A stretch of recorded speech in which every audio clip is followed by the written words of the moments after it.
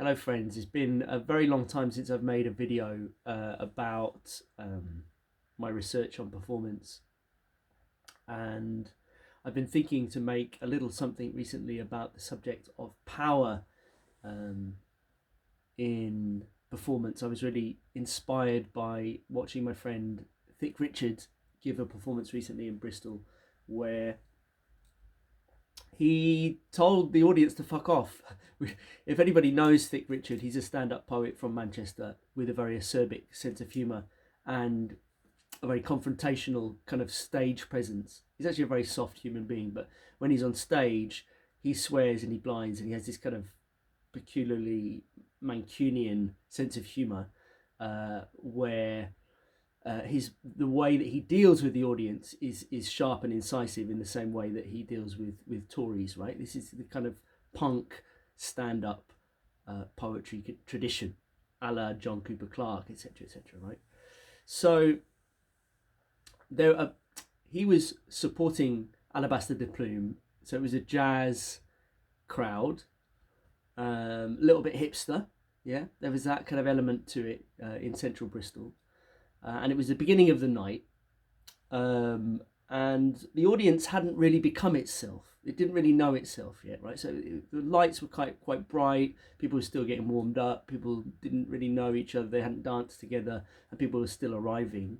And there's a Mancunian on stage, and he's swearing and effing and blinding and doing stuff about the Tories and having a lot of very strong opinions in the way that Thick does, and hurling them at people in very entertaining and very sweary ways. Now, it became apparent to me in my peripheral vision that not everybody quite knew how to take this, right?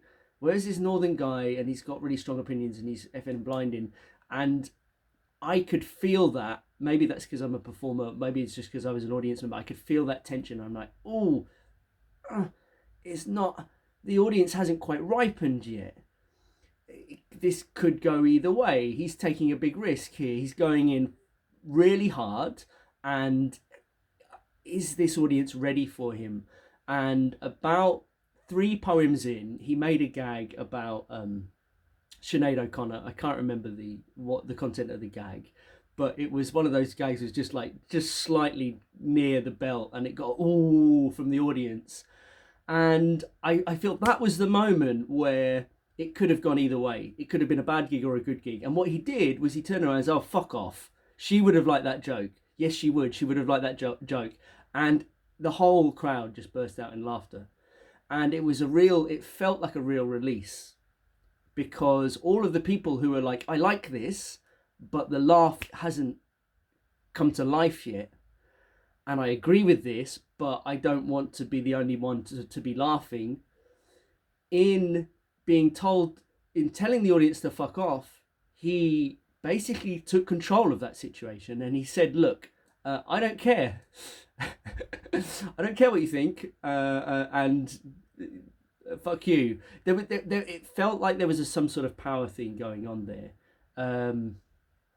And this term audience consent is used a lot, and often when we're talking about spoken word and poetry, very gentle language like consent and circularity, this kind of feminine language gets used a lot. But at the moment, what I'm interested in is this kind of more masculine, more propositional, more confrontive kind of power dynamic. And I think that's real. I think that's something that I've experienced a lot on stage, is that there's a power battle going on. And I'm not saying that you should lord it over people, but I think as a performer, the audience are looking for leadership from us, right? So it's like they do want us to take control of the situation. They do want us to overcome that difficulty and to regain and to step back into their power if they're feeling a little bit nervous or like they don't belong, or maybe people are not enjoying it. Anyone who's been on stage will know that feeling very well.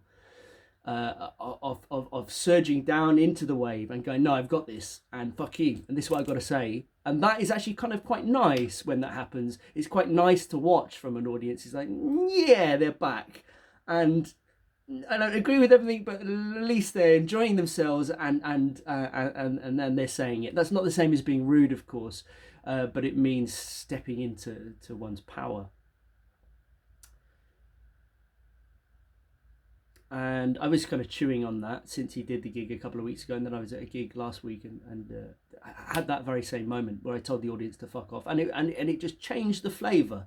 And I think there's a moment of trust that happened. It's like, I trust you enough to be able to swear at you, and you trust me enough to be sworn at and to laugh, and that just changes something, the psychological landscape of the room. So we're on swearing terms now. If I can tell you to fuck off, then then that's one step closer to telling you I love you, perhaps. If anybody's interested in these videos, I used to do them very often during lockdown. I'd like to carry on doing them a bit more, but I have a whole YouTube channel, a whole YouTube playlist of my reflections on performance and how that relates to the psyche and the oral tradition. It's a playlist called Talks, Workshops and Lectures, I think, something like that. So you can find more of these presentations if you're interested. And if you want to have a deeper dive, I have a book on this subject called Stage Invasion, which many of you may know is a book about spoken word, the art, the history, and the science of live verbal performance. Meow. Thank you for listening.